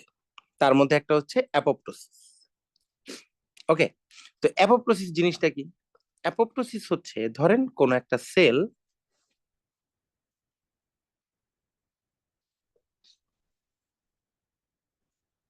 তার আর ফাংশন নাই। ওকে, কোন একটা কারণে বা কোন একটা ইভেন্টে তার আর ফাংশনই নাই, সেটা ফিজিওলজিক্যাল কজ বা প্যাথোলজিক্যাল কজ হোক। তো এই যে তার যে ফাংশন নাই, তখন কি হবে? বডির আর তার দরকার নাই, তাই না? তখন কি হবে? তখন এই যে সেলটা, এই সেলটার যে ডেড হওয়ার যে প্রসেসটা, সেটাই হচ্ছে অ্যাপোপ্টোসিস। মানে এটাকে বলা হয় প্রোগ্রাম ডিস্ট্রাকশন অফ সেল। এটা ফিজিওলজিক্যাল কজে কখন হতে পারে? ইমপ্লান্টেশন, তারপর অর্গানোজেনেসিস, ইনভলিউশন, এগুলাতে এটা হতে পারে ফিজিওলজিক্যাল। ওকে, আর প্যাথোলজিক্যাল চেঞ্জে কি হবে? যেমন ডিএনএ ড্যামেজ, হ্যাঁ, এই যে আমরা যেটা বললাম সেলুলার রেসপন্স টু ইনজুরি, এই রিভার্সিবল সেল ইনজুরিতে ডিএনএ ড্যামেজ হবে, অ্যাকুমুলেশন অফ মিসফোল্ডেড প্রোটিন হবে, হ্যাঁ, এবং এই জিনিসগুলো আমরা পাবো। এবং অ্যাজ এ রেজাল্ট যেটা ইনফিনিট স্টার ইনফরমেশন পরীক্ষায় যেটা আসবে, সেটা হচ্ছে এটা মরফোলজিক্যাল ফিচার অফ অ্যাপোপ্টোসিস। এখানে কি হবে? সেল শ্রিঙ্কেজ হবে, ক্রোমাটিন কন্ডেনসেশন হবে, most characteristic feature of apoptosis, formation of cytoplasmic blebs and apoptotic body. Okay, আচ্ছা, এবার হচ্ছে নেক্রোসিস। এই দেখেন classification of necrosis with example, সবগুলোতে 3 স্টার দেয়, এটাতে 4 স্টার, আমি ইনফিনিট স্টার দিব। ওকে, মানে নেক্রোসিস কেউ না পড়ে পরীক্ষার হলে যাবেন না আর কি। হ্যাঁ, নেক্রোসিস এতটা ইম্পর্টেন্ট পরীক্ষায়। আচ্ছা, দেখেন তো কোয়াগুলেটিভ নেক্রোসিস, একটা হচ্ছে কি coagulative necrosis, liquefactive necrosis, caseous necrosis, fat necrosis, কিছু স্পেশাল টাইপও আছে। তার আগে আমরা নেক্রোসিসের মরফোলজিক্যাল প্যাটার্নটা একটু জেনে আসি। দেখেন মরফোলজিক্যাল প্যাটার্নে কি হয় আসলে, এখানে আলটিমেটলি একটা সেল তো ডেড হবে, তো তার নিউক্লিয়ার একটা চেঞ্জ হয়। নিউক্লিয়ারে কি চেঞ্জ হয়? পিকনোসিস, মানে nuclear shrinkage and increase basophilia, karyorrhexis and karyolysis. Ultimately কি নিউক্লিয়াস এইটা ডিস্ট্রাকশন হয়ে যাবে। তো নিউক্লিয়াস যদি ডিস্ট্রাকশন হয়ে যায়, আলটিমেটলি কি সেই সেলটা ডিস্ট্রাকশন হয়ে যাবে। এটাই হচ্ছে হলমার্ক অফ নেক্রোসিস। বুঝা গেল? হ্যাঁ, আচ্ছা, এখন হচ্ছে চলে আসি কোয়াগুলেটিভ নেক্রোসিস। তো কোয়াগুলেটিভ নেক্রোসিস আমরা তখনই বলবো, বেসিক্যালি এটা হচ্ছে মানে ইসকেমিক ডেথ অফ সেল যদি কোনো কারণে হয়, তখন সেখানে যে নেক্রোসিসটা হবে সেটা হচ্ছে কোয়াগুলেটিভ নেক্রোসিস। এখানে কি হবে? ডিনেচারেশন অফ প্রোটিন হবে। ওকে, এখন কোথায় কোথায় হয়? মোটামুটি সলিড অর্গানে কোয়াগুলেটিভ নেক্রোসিসই হয় এক্সেপ্ট ব্রেইন। ব্রেইনে হবে হচ্ছে লিকুইফ্যাক্টিভ নেক্রোসিস বা কলিকুয়েটিভ বা লিকুইফ্যাক্টিভ। এটা কখন হয়? যখন কোনো ব্যাকটেরিয়াল বা ফাঙ্গাল ইনফেকশন হবে, এবং তখন সেখানে কি হবে? আলটিমেটলি ডেড লিউকোসাইট এবং পাস ফরমেশন হবে, সেটাই হচ্ছে লিকুইফ্যাক্টিভ। তো সফট টিস্যুতে নর্মালি হচ্ছে লিকুইফ্যাক্টিভ নেক্রোসিস হয়, তবে এক্সেপ্ট ব্রেইন, মানে hypoxic death of cell within the central nervous system. Okay, এটা হচ্ছে লিকুইফ্যাক্টিভ নেক্রোসিস হবে। বাকি হাইপোক্সিক এরিয়াগুলোতে হচ্ছে যে কোয়াগুলেটিভ নেক্রোসিস আমরা পাই। ওকে,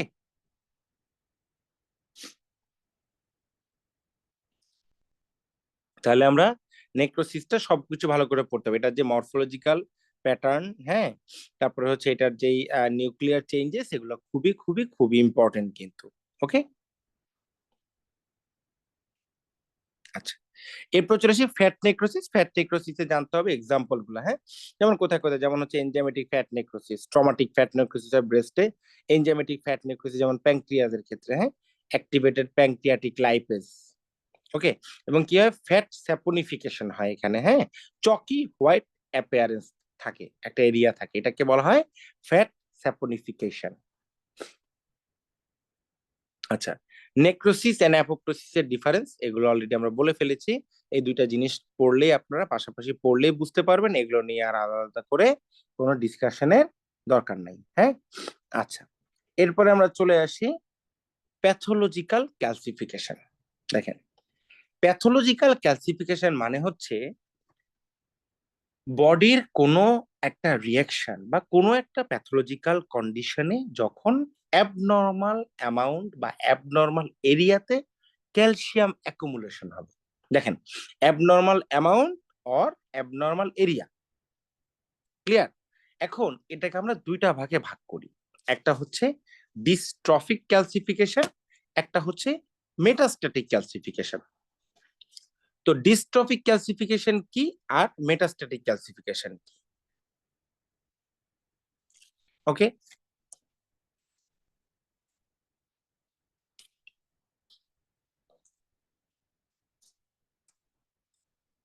তো ডিস্ট্রফিক ক্যালসিফিকেশন মানে D for dystrophic, D for dying tissue, মনে রাখবেন,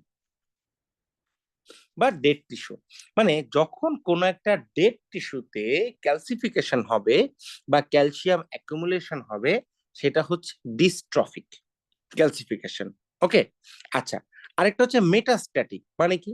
মেটাস্ট্যাটিক মানে হচ্ছে যে অন্য কোনো একটা জায়গায় প্রবলেম, কিন্তু সেখানে ক্যালসিয়াম অ্যাকুমুলেশন হয় নাই। মানে যেখানে প্যাথোলজি, সেখানে ক্যালসিয়াম অ্যাকুমুলেশন হয় নাই, ক্যালসিয়াম অ্যাকুমুলেশন হয়েছে অন্য জায়গায়। This is metastatic calcification. যেমন হাইপার প্যারাথাইরয়েডিজম।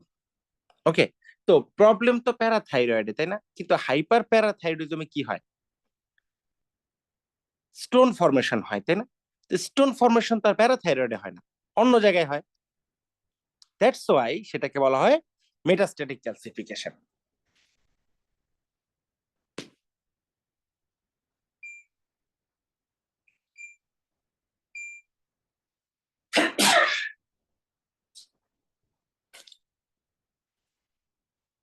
আচ্ছা, এবার আমরা চলে আসি তাহলে কোথায় কোথায় কোনটা হয় সেই জিনিসটা একটু জানতে হবে। হ্যাঁ, যেমন দেখেন, সাইট একটা হচ্ছে এরিয়া অফ নেক্রোসিস, তারপর হচ্ছে অ্যাথারোমা ইন দ্য এরিয়া, তারপর হচ্ছে টিউবারকুলাস লিম্ফ নোড, হ্যাঁ, ড্যামেজড হার্ট ভালভ, এগুলোতে হয়।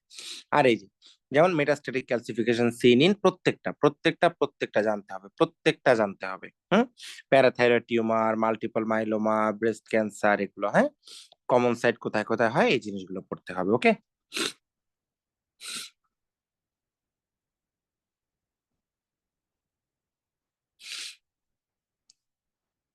এবার চলে আসি আর্টারিয়াল থ্রম্বাই অ্যান্ড ভেনাস থ্রম্বাই।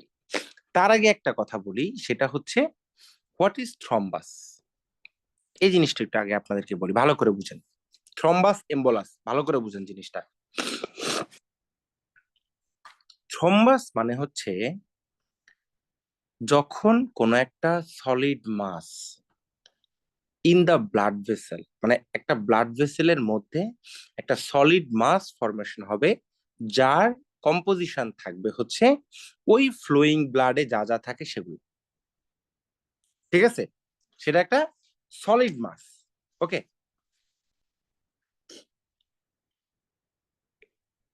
এবং এই সলিড মাসটা একটা মাথা ফিক্সড থাকবে, আরেকটা মাথা ফ্রি থাকবে। Clear? This is thrombus, like that. আমি আপনাদের একটু দেখাই। এই ব্লাড ভেসেলে ধরেন ফ্লোয়িং ব্লাড থেকে এরকম একটা থ্রম্বাস ফর্মেশন, এটা কি কি থাকবে? এই যে প্লাটিলেট, লিউকোসাইট, ফিব্রিন, এইসব হাবিজাবি থাকবে। হ্যাঁ, এটার একটা মাথা কিন্তু ফিক্সড। ওকে, আচ্ছা, এবার চলে আসি এম্বোলাস। সেটা কি জিনিস? এম্বোলাস হইতে পারে লিকুইড, এম্বোলাস হইতে পারে সলিড, এম্বোলাস হইতে পারে গ্যাস। এবং সেটা হচ্ছে কি থাকবে? ফ্রি থাকবে, ফ্রি ফ্লোয়িং, মানে ব্লাডের মধ্যে দিয়ে সে ফ্রিলি মুভ করবে, তখন সেটাকে আমরা বলবো এম্বোলাস। মানে এই থ্রম্বাসের কোন একটা পার্ট যদি ছুটে যায়, হ্যাঁ, ধরে এটা এই পার্টটা ছুটে গেল, তখন এটাকে কিন্তু আমরা বলবো এম্বোলাস। বাট যখন এটা ফিক্স থাকবে, তখন সেটাকে বলবো আমরা থ্রম্বাস। এবং এম্বোলাস এটা সলিড, লিকুইড, গ্যাস, তিনটেই হইতে পারে, but thrombus is always solid. Clear? এখন থ্রম্বাস আর্টারিতে ফরমেশন হলে আর্টারিয়াল থ্রম্বাই, ভেনাসে ফরমেশন হলে ভেনাস থ্রম্বাই। ওকে, যেমন ডিপ ভেইন থ্রম্বোসিস। ওকে, আচ্ছা আর্টারিতে হলে আর্টারিয়াল থ্রম্বোসিস। হ্যাঁ, ক্লিয়ার? আচ্ছা, তো এই আর্টারিয়াল থ্রম্বোসিস এগুলো নরমালি কোথায় পাওয়া যায় কমনলি? যেটা হচ্ছে coronary, cerebral, iliac blood vessel আর ভেনাস, এগুলো পাওয়া যায় হচ্ছে ডিপ ভেইনের ক্ষেত্রে পাওয়া যায় এগুলো। হ্যাঁ, তো এদের যেই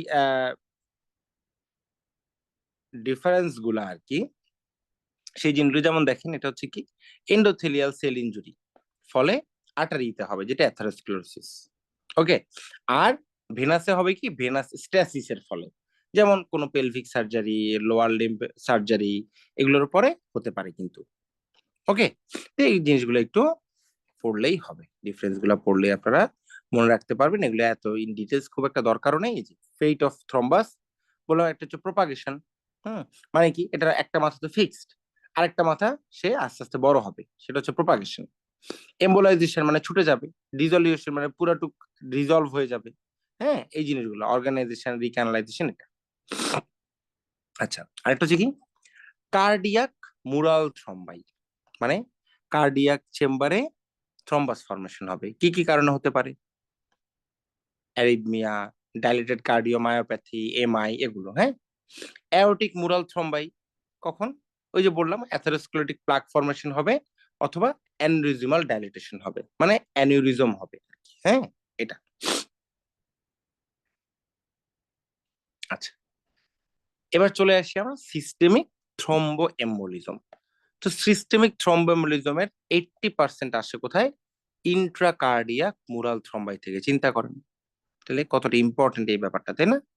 হুম, আচ্ছা, এখন আরেকটা কি পালমোনারি এম্বোলিজম, মানে যেটা পালমোনারিতে যাবে, পালমোনারি ভাস্কুলেচারে যাবে, সেটা কি এই যে 95% ফ্রম ডিপ ভেনাস থ্রম্বোসিস, মানে লোয়ার লিম্বে ডিপ ভেনাস থ্রম্বোসিসের জন্য হয়। হ্যাঁ, আচ্ছা,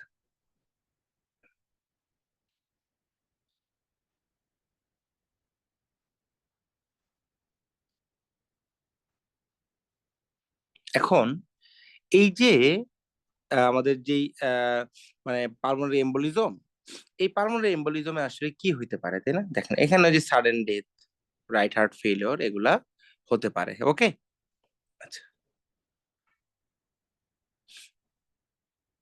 এরপরে চলে আসি ফ্যাট এম্বোলিজম। ফ্যাট এম্বোলিজমটা স্টার্ট দেওয়া নাই, বাট একটু পড়বেন এটা।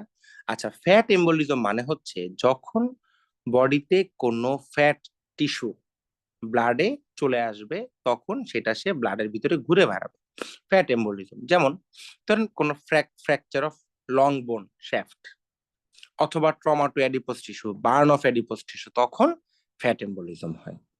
ওকে, আচ্ছা, এবার আমরা চলে আসি ইনফার্ক্ট। আচ্ছা, ইনফার্ক্ট জিনিসটা কি? ইনফার্ক্ট জিনিসটা হচ্ছে যখন কোথাও ইস্কেমিয়া হবে, এই ইস্কেমিয়ার ফলে ওই ইস্কেমিক এরিয়াতে যে চেঞ্জটা হবে, এবং সেই ইস্কেমিক এরিয়াটাকেই আমরা বলি ইনফার্ক্ট। ওকে, এবং রেড ইনফার্ক্ট আছে, হোয়াইট ইনফার্ক্ট আছে। রেড ইনফার্ক্ট কখন থাকবে? যাদের ডাবল ব্লাড সাপ্লাই আছে। এটাকে কিভাবে আমরা মনে রাখবো? লুসিবো,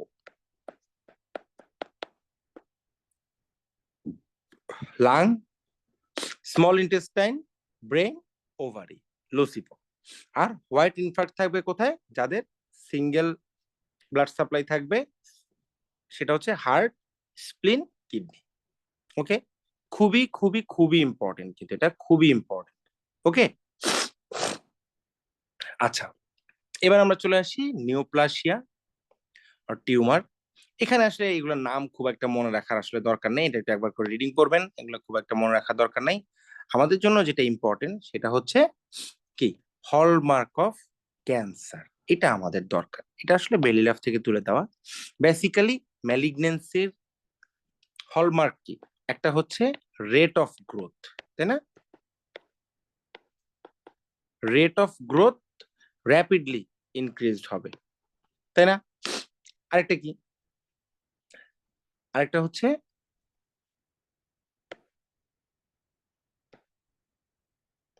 বেসমেন্ট মেমব্রেন ইনভেশন হবে, তাই না? তাই তো? মানে অ্যাবনর্মাল রেট অফ গ্রোথ থাকবে। ওকে, তারপরে বেসমেন্ট মেমব্রেন ইনভেশন থাকবে। ওকে, কি থাকবে? মেটাস্টাসিস থাকবে, তাই না?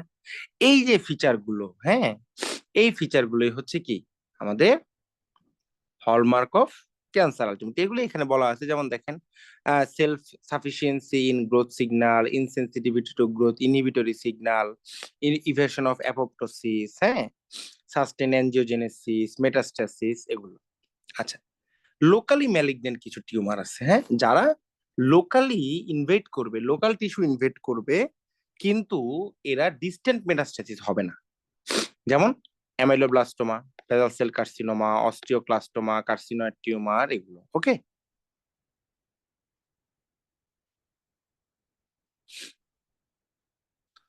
এবার চলে আসি use of hormone in cancer or hormone dependent cancer. মানে যে সকল ম্যালিগনেন্সি হরমোন ডিপেন্ডেন্ট, যেমন প্যাপিলারি আর ফলিকুলার কার্সিনোমা অফ থাইরয়েড, যেমন এটা এই এই ক্যান্সার সেলগুলো গ্রোথের ক্ষেত্রে যেমন বলা হয় যে growth may be suppressed by thyroxine.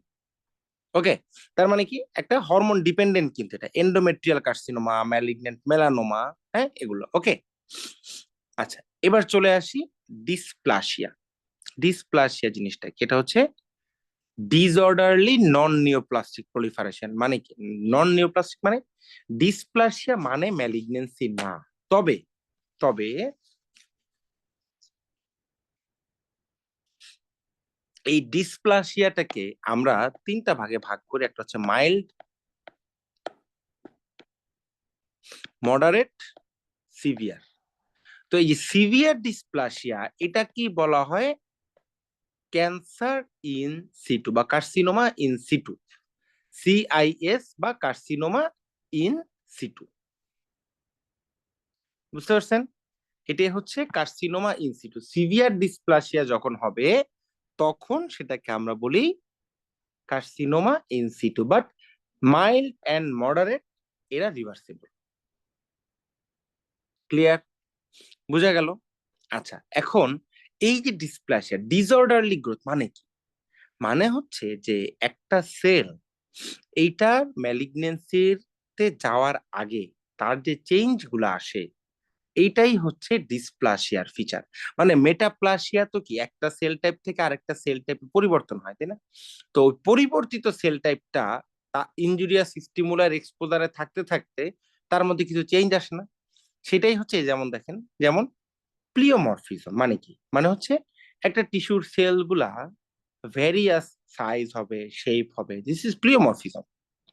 Okay, mitotic figure more abundant থাকবে, হ্যাঁ, কোইলোসাইটোসিস থাকবে, এগুলো থাকবে। ওকে, আচ্ছা, এবার ম্যালিগনেন্সির ক্ষেত্রে ইম্পর্টেন্ট কিছু কথা। Lung is the site where metastasis from. মানে লাঙে কোন জায়গা থেকে মেটাস্টাসিস হয়, যেমন ব্রেস্ট, কোলন, হ্যাঁ, তারপরে হচ্ছে টিউমার, হেড নেক, এগুলো। লিভার ইজ দ্য সাইট যেখান থেকে colorectal, ocular melanoma, neuroendocrine tumour, এগুলো থেকে লিভারে মেটাস্টাসিস হয়।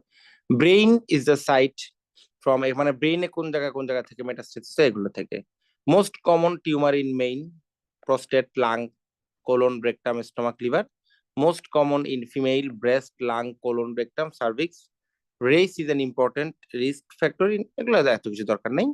আচ্ছা, এই যে নো মেটাস্টাসিস মানে হচ্ছে ওই যে লোকালি ম্যালিগনেন্ট আর কি, হ্যাঁ।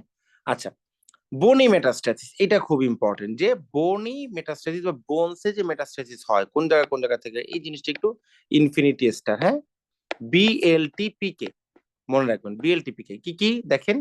Breast, lung, thyroid, prostate, kidney. Okay, এই যে এগুলো যে বলা আছে এখানে, এটাই হচ্ছে, এই যে এটাই ইনফিনিটি স্টার, হ্যাঁ। আচ্ছা, এই যে দেখেন নেম অফ দ্য ক্যান্সার, মানে কোনটা কোন বোনসে মেটাস্টেসিস হয় বা কোথায় মেটাস্টেসিস হয়, এই যে বক্সে সুন্দর করে দেওয়া আছে, আপনারা পড়লেই জিনিসটা বুঝতে পারবেন। ওকে,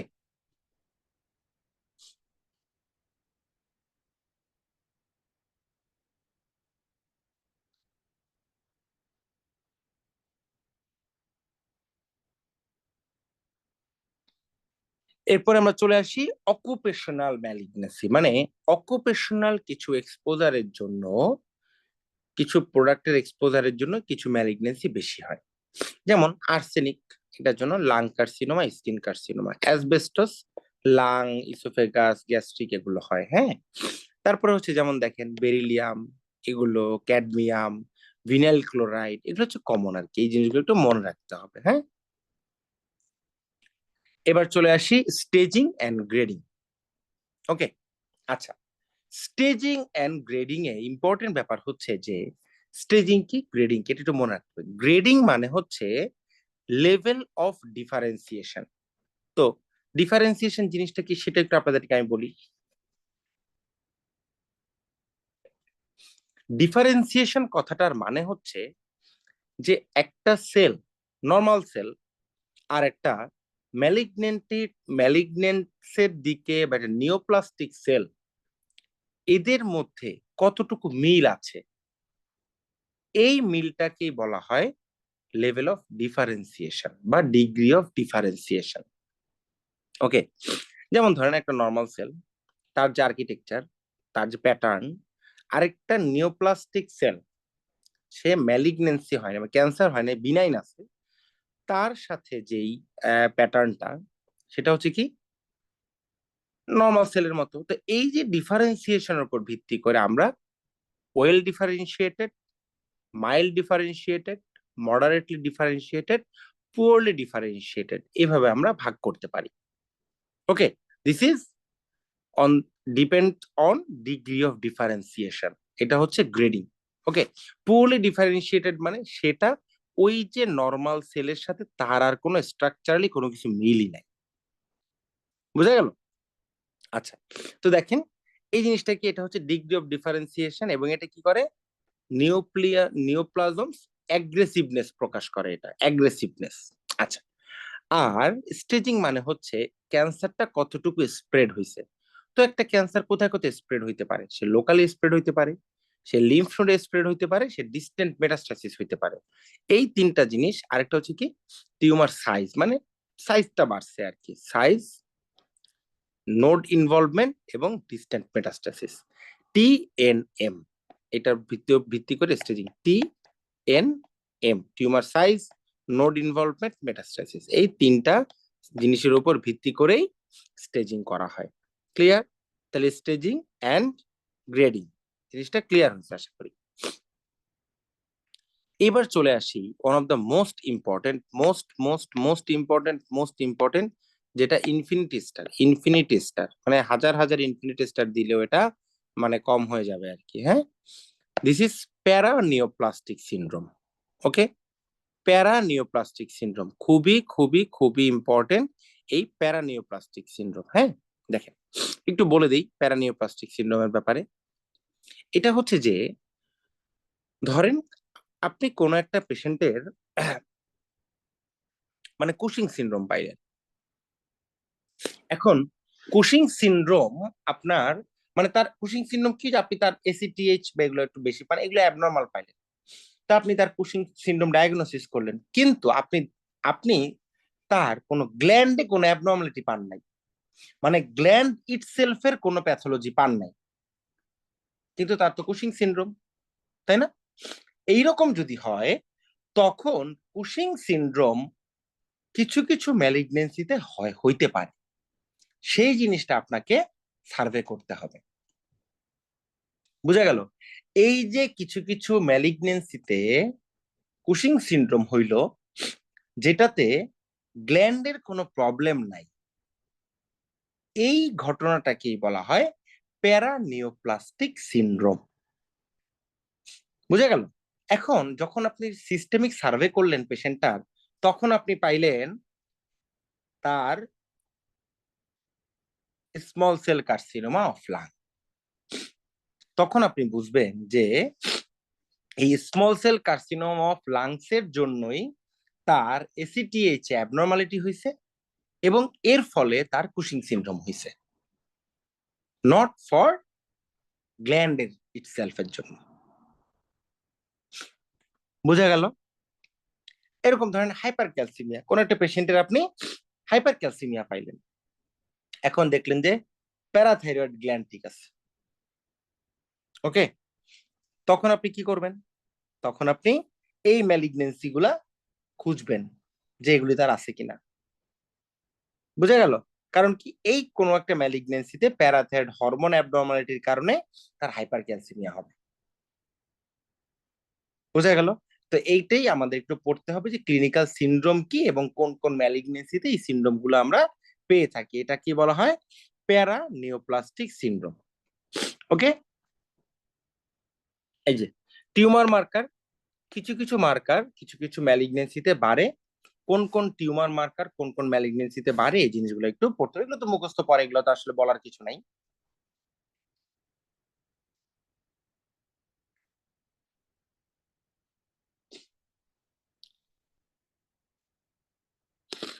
কিছু আছে প্রি ম্যালিগনেন্ট ডিসঅর্ডার, মানে এগুলো হচ্ছে কি, এগুলো থেকে ম্যালিগনেন্সি ডেভেলপ করে, তবে ইনিশিয়ালি আপনি ডায়াগনোসিস করে কিওর করতে পারলে সেখান থেকে ম্যালিগনেন্সি হয় না আর কি। হ্যাঁ, এগুলো হচ্ছে প্রি ম্যালিগনেন্সি। আচ্ছা, চাইল্ডহুড নিওপ্লাজম, এগুলোর নাম মনে রাখতে হবে। লিউকোমিয়া, রেটিনোব্লাস্টোমা, টিউমার, হেপাটোব্লাস্টোমা, এগুলো একটু মনে রাখতে হবে। হ্যাঁ, আচ্ছা, এক্স লিঙ্কড ডিসঅর্ডার, কিছু কিছু নাম মনে রাখতে হবে, সবগুলোর নাম এখানে মনে রাখার দরকার নাই। যেমন একটা হচ্ছে যেমন হচ্ছে এক্স লিঙ্কড রিসেসিভ কি কি আছে, তারপর অটোজোমাল ডোমিনেন্ট কি কি আছে। হ্যাঁ, এগুলোর নাম একটু বারবার পড়ে মনে রাখতে হবে আর কি। হ্যাঁ, যে অটোজোমাল ডোমিনেন্ট কি কি আছে, তারপরে অটোজোমাল রিসেসিভ ডিসঅর্ডার কি কি আছে, এই জিনিসগুলো হচ্ছে বারবার করে পড়বেন। ওকে, পড়লেই তখন দেখবেন যে হচ্ছে মানে এগুলো পেরে যাবেন, সমস্যা নেই। হ্যাঁ, আচ্ছা, জার্ম সেল টিউমার খুবই খুবই খুবই ইম্পর্টেন্ট। জার্ম সেল টিউমার টেস্টিসে যেমন সেমিনোমা, এমব্রায়োনাল কার্সিনোমা, টেরাটোমা, কোরিওকার্সিনোমা। ওভারিতে থাকবে হচ্ছে টেরাটোমা, ডিসজার্মিনোমা, কোরিওকার্সিনোমা, ইয়কস্যাক টিউমার। এবার চলে আসি গ্যাংগ্রিন। ওকে, আচ্ছা, গ্যাংগ্রিন জিনিসটা কি? এটা হচ্ছে যে যখন ম্যাক্রোস্কোপিক ডেথ হবে কোন একটা সেলের বা টিস্যু, এবং সেখানে কি থাকবে, সুপার অ্যাডেড পিউট্রিফ্যাকশন থাকবে। ওকে, পিউট্রিফ্যাকশন থাকবে, মানে পচে যাবে, তখন সেটাকে আমরা কি বলি, তখন সেই জায়গাটাকে আমরা বলি গ্যাংগ্রিন। এখন এই গ্যাংগ্রিন ড্রাই গ্যাংগ্রিন হতে পারে, ময়েস্ট গ্যাংগ্রিন হতে পারে, গ্যাস গ্যাংগ্রিন হতে পারে। ড্রাই গ্যাংগ্রিন কখন? ইস্কেমিয়ার জন্য, বেসিক্যালি ইস্কেমিয়ার জন্য ড্রাই গ্যাংগ্রিন হয়। হ্যাঁ, যেমন লোয়ার লিম্বের ক্ষেত্রে ড্রাই গ্যাংগ্রিন হয়, তাই না? ময়েস্ট গ্যাংগ্রিন কোথায়? সেটাও ইস্কিমিয়ার জন্য হতে পারে, যেমন হচ্ছে আমাদের স্মল ইন্টেস্টাইনে যদি হয় তখন সেটা ওয়েট গ্যাংগ্রিন, এবং সেটা prognosis very very very bad. Okay, আর গ্যাস গ্যাংগ্রিন হচ্ছে ক্লস্ট্রিডিয়াম ইনফেকশনের জন্য। হ্যাঁ, ওকে, ক্লস্ট্রিডিয়াম পারফিনজেস যেটা, তার ইনফেকশনের জন্য তখন সেখানে ওয়েট গ্যাংগ্রিন হয়। ওকে, এই যে dry gangrene due to lack of arterial blood supply. Okay, wet gangrene bacterial superimposition superimpose থাকবে, সাথে সাথে ইস্কিমিয়া তো থাকতেই পারে। হ্যাঁ, এই যে intestine is the commonest site. Okay, এই যে difference between dry gangrene wet gangrene, এটা পড়লেই হবে, এর বেশি কিছু দরকার নাই। তো এই ছিল আমাদের আজকের প্যাথোলজি, জেনারেল প্যাথোলজি ক্লাস। তো যদি কোনো কোশ্চেন থাকে, আমাদের সাথে আপু মনে প্রেজেন্ট আছেন, যদি কোনো কোশ্চেন থাকে তাহলে কোশ্চেন করতে পারেন, তাহলে আমি সেই জিনিসগুলো একটু ডিসক্রাইব করে দিব আবার, বা যতটুকু আমরা ডিসকাশন করেছি এটাতে কোনো কোশ্চেন আছে কিনা, বা যদি কোনোটা না বুঝে থাকেন আমাকে বললে আমি আবারও কিন্তু বুঝিয়ে দিব এখন।